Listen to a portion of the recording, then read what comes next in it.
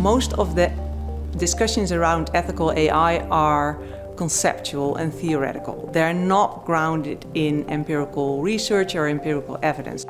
So I'm Christina Boshuizen van Burken. I'm at UNSW Canberra, and I'm part of a very interdisciplinary research team.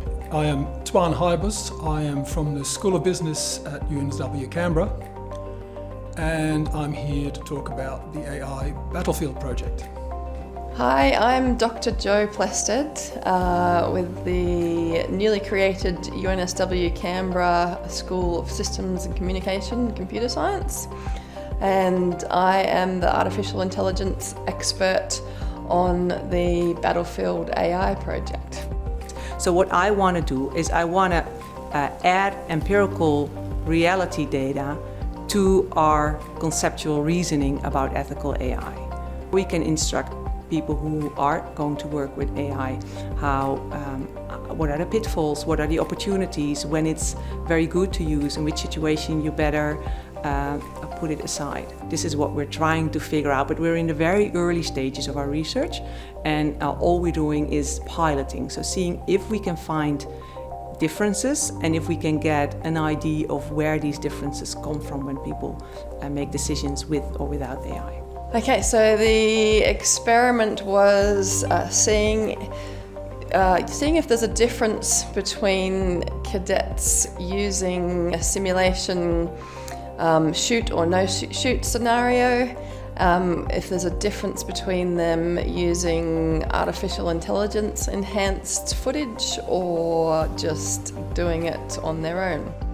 It was a video that had artificial intelligence labels showing, whether they were enemy, whether they were in uniform, whether they had weapons, all sorts of different things, whether they had protected gestures, hands up, protected Red Cross gestures, anything like that. So they had boxes around different people and shapes and things, giving them information about it.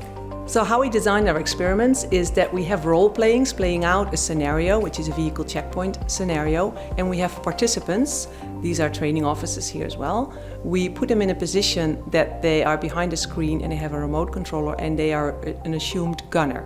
And they're controlling a gun that is at the vehicle checkpoint that provides cover fire for all their colleagues who are operating in the vehicle checkpoint area. So they are on the remote end. We tell them that they are like 500 meters away in a protected covered shelter, but they control the gun on the remote end via a joystick.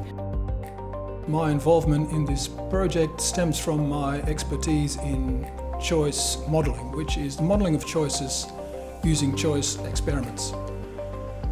And that's very much what this project is about. It's about finding out what makes people in the battlefield make very important decisions. A choice experiment is a way of finding out what the key decision factors are when people make decisions. So we present people with different scenarios in which those decision factors are systematically varied, and then we ask them, what would you do, or which decision would you make? Because one of the key advantages of choice experiments is that you can put people in hypothetical scenarios that in fact don't exist yet. And this has been used for years by marketers, for instance. For instance, if someone comes up with something and it's not quite clear what they're holding, it could be a phone, it could be a gun.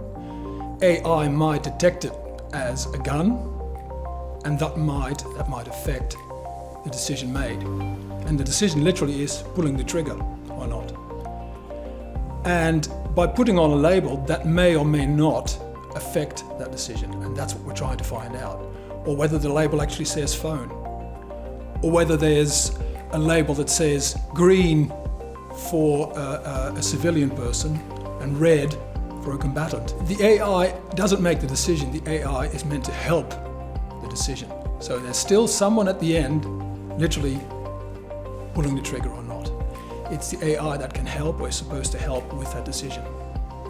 And that's what makes it really interesting, and that's what the project is about, is about saying, well, what exactly is that influence of AI? We're close to having some results. We're expecting to have some in the next month or so. We have some gut feelings at the moment that there may be a difference, but we can't confirm or deny that yet. So it is a sort of first go at the best way to design this and getting, the combination of myself with the artificial intelligence expertise and the ethicists and the, experiment design people and all the different experts together to try and design a scenario that answers some of these questions. So we've had a go at that and it's looking pretty good, and it's looking like it will answer some of these questions, but from the lessons learnt from this, we can obviously design something better.